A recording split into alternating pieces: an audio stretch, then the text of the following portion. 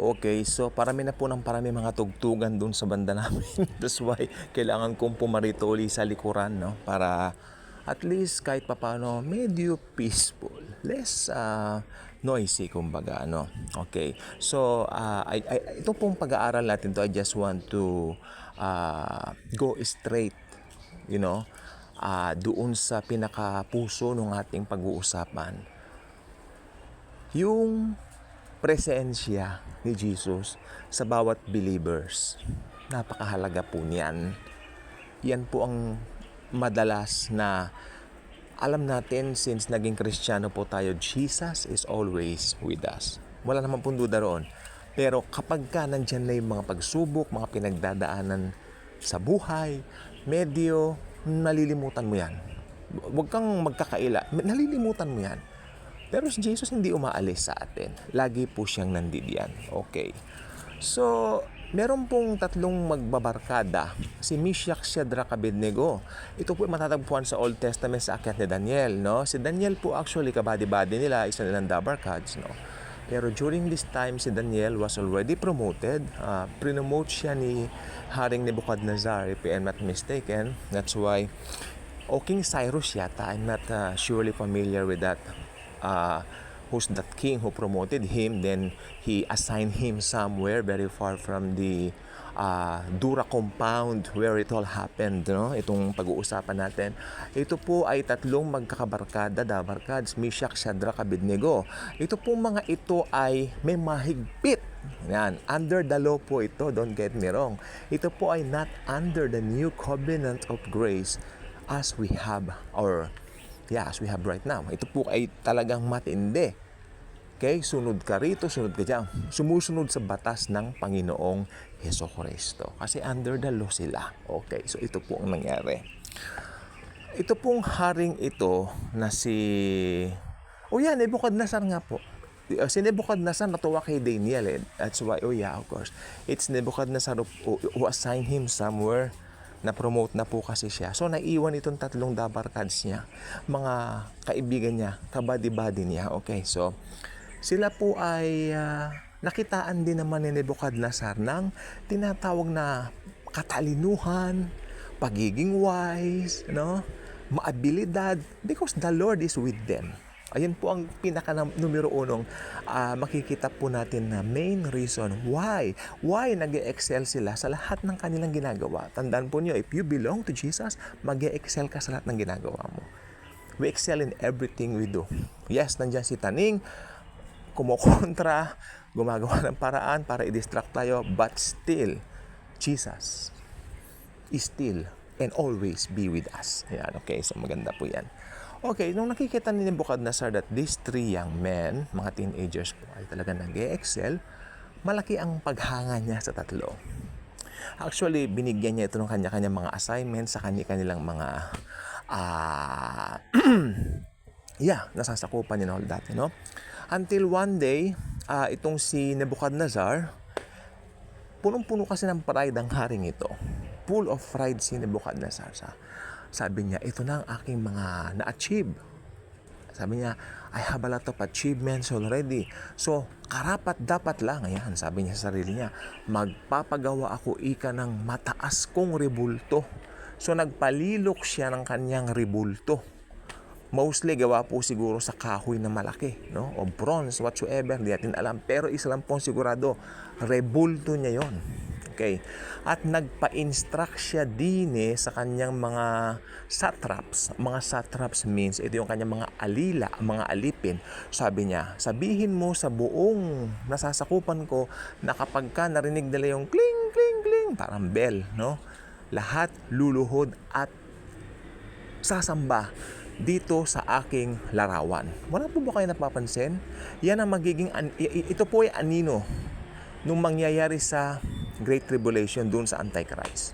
Ipapasamba ng Antichrist yung kanyang rebulto sa pamamagitan ng false prophet na kanyang uutusan. So, talagang may parallels po, ano? Okay, balik po tayo dito sa pangyayaring ito sa tatlong magkakaibigan nila sila, Shadrach, Meshach, Abednego. So, ito po, no? Sabi niya, lahat ng makakarinig ng kling, kling, kling, they should fall down and bow their heads.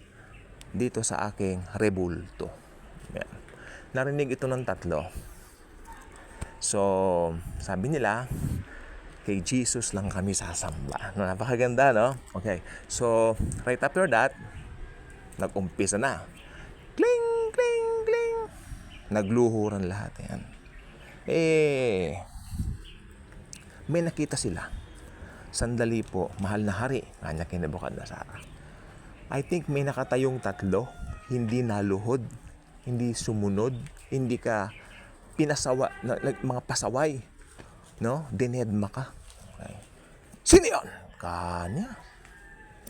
Si Shadrach, si Meshach, Abednego. Kanyang ganon. Pumuntahin dito. Punta naman. Oh. Bakit kayo hindi lumuhod sa ribultong pinagawa ko? Sabi nung tatlo, sorry, mahal na hari. Sa Panginoong Hesukristo lang kami luluhod. Kahit magalit kayo sa amin, kay Jesus lang kami luluhod, sabi niya. Wow, di ba? So anong lesson natin dito? Sa atin, mga Kristiyano, kay Jesus lang tayo sasamba at luluhod. Di ba? Hindi sa mga kung ano-ano diyan. So ayun na nga, nagkalit ngayon itong hari na si Nebuchadnezzar. Kanyang ganon. So ginawa niya, may pugon siya. Alam niyo yung pugon? Pinapainit doon yung mga di ba mga tinapay, yung mga pandesal, pag bumibili tayo doon sa pugon, ito po ay anong tawag dito, idinaraan, no? Ayan. Pasaway. Yan ganon. Itapon sila sa pugon. Alam niyo po ba, sabi ni Nebuchadnezzar, sandali. Painitin niyo pala yan ng 7 ulit. Yan. Ibig sabihin, mainit na yung pugon, 7 times pa nilang pinainit kaysa doon sa usual na kainitan nito. Kaya ang nangyari, nung kukunin na itong tatlo para itapon nga po sila sa pugon, ang nangyari, yung mga magtatapon sa kanila sa pugon, sila ang nangamatay sa sobrang init. Pero yung tatlo, tinapon sila sa loob. Ayan. Sabi ni Nebuchadnezzar, dedo na kayo, tegi na kayo. Ayan. Tapos na ganyan, silipin ko nga, Sumilip ngayon si Nebuchadnezzar niya. Sandali. Tinawag niya yung alila niya. Alipin niya. Hindi ba 3 lang na tao ang tinapon natin sa pugon? Bakit nakakakita ako ng 4 na tao? At yung isa ay parang Diyos. Sabi niya. Wow! Coming from the mouth of Nebuchadnezzar na unbeliever. Sabi niya ganyan. Natakot siya. Tapos sumigaw na si Nebuchadnezzar, Meshach, Shadrach, Abednego, magsilabas kayo. At lumabas po yung 3 mula sa pugon. At sabi ng Biblia na hindi man lang sila napaso, hindi man lang sila nag-amoy usok, ni konting galos, wala sila. Alam niyo, totoo po yan. Kasi i-break ng kapangyarihan ng Panginoong Hesukristo yung natural law. Sa natural law, pag nilagay mo ang kamay mo sa init, mapapaso ka. Pero sa law, sa kapangyarihan ni Jesus, sa grace niya, mabe-break lahat yan. Remember, Jesus is the creator of the universe. And mula noon, sabi niya, lahat ipinag-uutos ko, sasamba na kayo kay Jesus. Yan.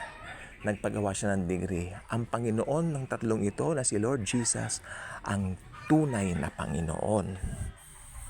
Yan. Si Jesus lamang ang inyong sasambahin. Ganon din po sa ating mga Kristiyano. No?